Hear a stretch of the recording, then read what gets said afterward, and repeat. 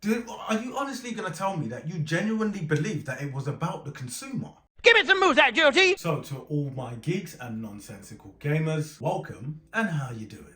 When this current showcase came for Xbox this year, something felt different in the air. It's almost as if Microsoft have had this plan, whatever this is, in the works for years. Is that too far-fetched? I think I'm gonna need someone to actually explain this one to me. I'm a little bit confused about exactly the meaning of this Activision, Blizzard, Xbox, Microsoft deal, which has been all over the news recently. I need someone to explain it to me the easy way.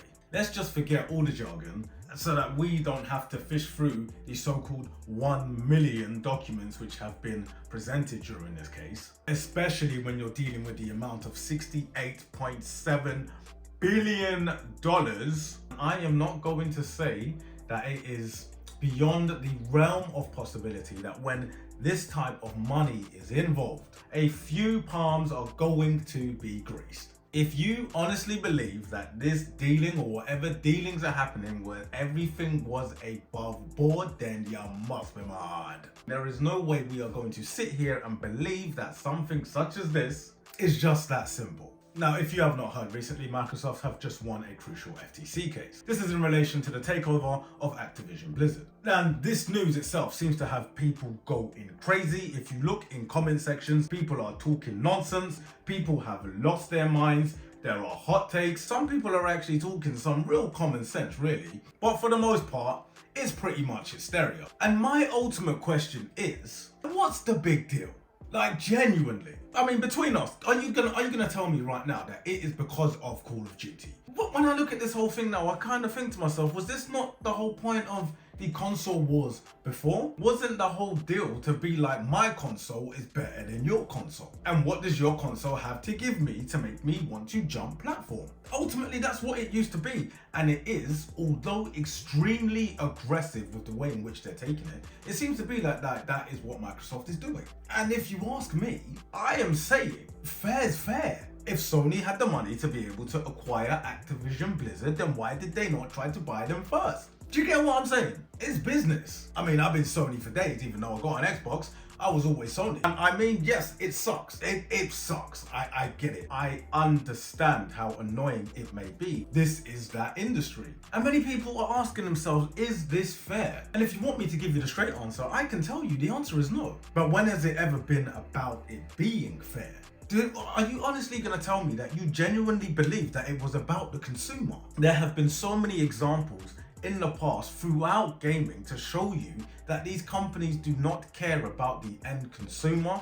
It is about business. And when it comes to this deal, at the end of the day, it's about what decision can we make as a company to get the most gamers. Bragging rights. That's what it's about. I can already predict what is going to happen now. I'll tell you how it works. Microsoft were able to convince these judges, whoever they are, that they are not going to pull Call of Duty from the Sony PlayStation. Microsoft will eventually pull Call of Duty from the PlayStation. The only thing is, it's going to take at least another 2 to 3 years before that happens. 3 years is even at a push. I say the maximum of 2.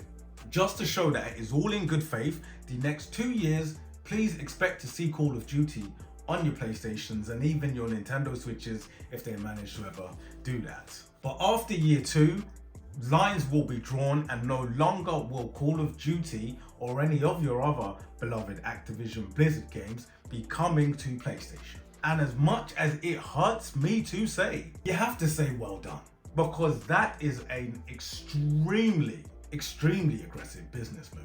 And it is going to have the desired effect in which Microsoft wanted it to have, for people to jump platforms.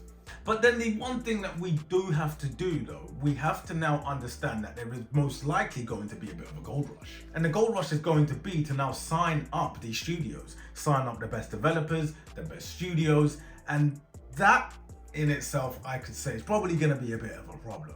I'm kind of contradicting myself, aren't I? Because although the Activision Blizzard move was extremely ballsy, I don't want this to be precedent, because then it just becomes a tug of war, and then it goes back to the gaming war. So tug of war is war. Am I making sense? Maybe this move isn't that good. Maybe I'm wrong. Am I wrong? But yeah, guys, let me know what you think in the comments below. Is this a good deal? Is this a bad deal? Are we doomed? Is gaming doomed? Yeah, so let me know. And if you're liking these videos, guys, please don't forget to hit that like button. Give us a sub if you can. And until next time, peace.